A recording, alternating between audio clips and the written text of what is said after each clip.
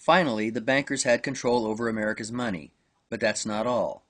That same year the Federal Reserve Act was passed, Congress also passed income tax legislation for the first time, which would enable the government to tax people's labor in order to pay the interest on the money it would now have to borrow from the Fed. And it wouldn't be long before America would start borrowing like never before to pay for its involvement in a war. Arguably, not a single war in modern history has been fought for the reasons advertised. Most people think the First World War started over the assassination of Archduke Franz Ferdinand, heir to the Austro-Hungarian throne. This did provide an excuse, but the truth of the matter is, cars, planes, and diesel engines for locomotives and ships had been invented, all which ran on oil. The demand for this resource was about to explode, and the Rockefellers, with their Standard Oil monopoly in the U.S., and the Rothschilds, with their control of the Royal Dutch Shell Company across the Atlantic, had the market practically cornered. Then in 1908, oil was discovered in Persia. Much of the Middle East at that time was under the control of the Ottoman Empire, who, in partnership with Germany, were in the process of building a railroad to Baghdad. This had to be stopped. It was time to kick the Turks out of the Middle East. And this bold stating of the geopolitical facts of life strikes the modern reader with the force of revelation. For there is in our own time an absolute taboo among the corporate news media and the political class against mentioning anything to do with these strategic and economic reasons for war. How curious, for example, that the First World War is never taught in our schools as an invasion of Iraq.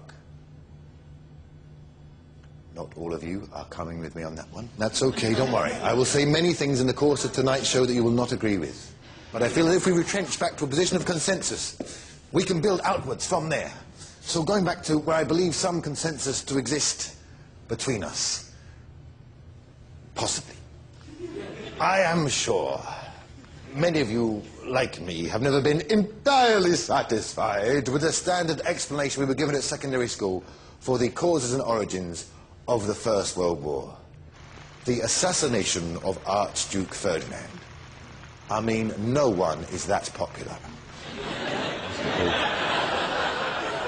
A somewhat more efficient cause might be the Berlin-Baghdad Railway. Commenced construction in the years leading up to the First World War. The Royal Navy had just switched from coal to oil. German Navy follows suit, but they don't have no oil-producing colonies. Thus begins Drang nach Osten, the drive to the east, spine of which policy is the Berlin-Baghdad Railway. Now, there's already track laid from Berlin to Constantinople. Of course, it's called the Orient Express. The Germans just have to build the last 900 clicks. It's going to take them clear into Baghdad, but there is huge opposition to this project among the major European powers. And the British, we're opposed to this for two main reasons. Firstly, we recognize that we cannot compete with the Germans in engineering terms alone, because we know that passengers will simply not accept the Sarajevo to Basra replacement bus service.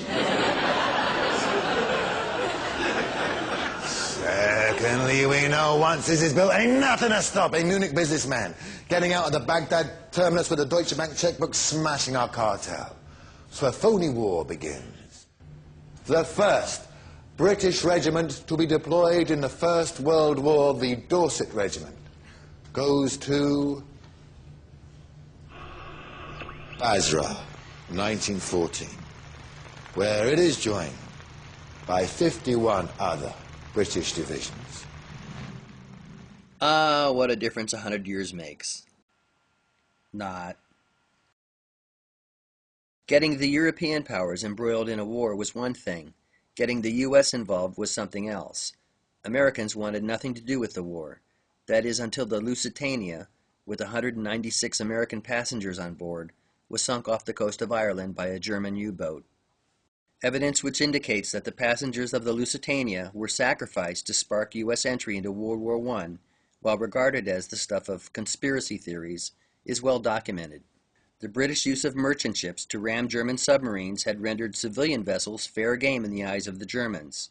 This was well known, Yet the Lusitania sailed into hostile waters without a military escort. One of the ship's boilers had been shut down, reducing its speed and making it an easy target. Despite claims to the contrary, the Lusitania was carrying munitions, which were listed on the ship's manifest. Germany took out an ad in a few dozen American newspapers, warning that ships flying the flag of Britain or her allies would be attacked, ads which the U.S. government tried to stop papers from printing. Wilson's advisor, Colonel Howe, spoke with the British Foreign Secretary, Sir Edward Grey, about the Lusitania the morning of the day it was attacked, recording in his journal that its sinking would carry us into the war. He was right. It did. War's effectiveness at pushing nations into debt can easily be seen on this tally provided by the Treasury Department. The country's debt jumped 900% between the years preceding and following the war. It ballooned more than sixfold again as the country entered World War II. But apart from the purely economic reasons for getting America involved in these wars, on another level there was something else going on.